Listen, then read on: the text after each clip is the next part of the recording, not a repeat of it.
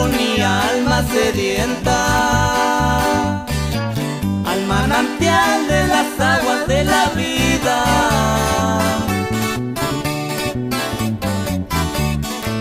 Vengo a pedir que me des fortaleza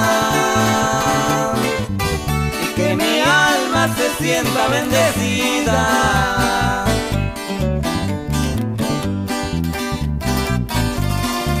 Quiero, Señor, que me guíes en la vida.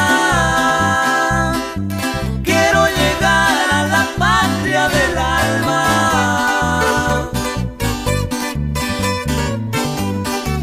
Quiero mirar yo tu rostro de gloria. Quiero lograr una eterna victoria.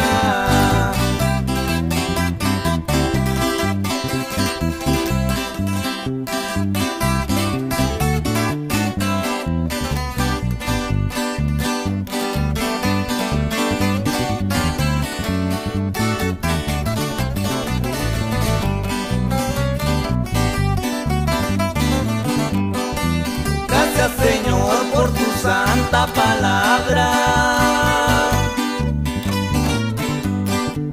Ella ha llenado de gozo mi alma.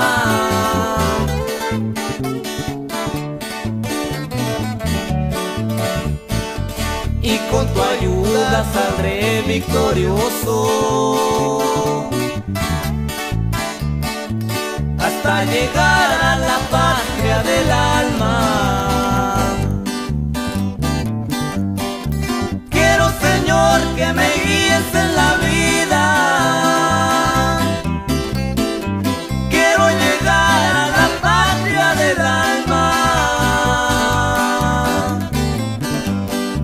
Quiero mirar yo tu rostro de gloria.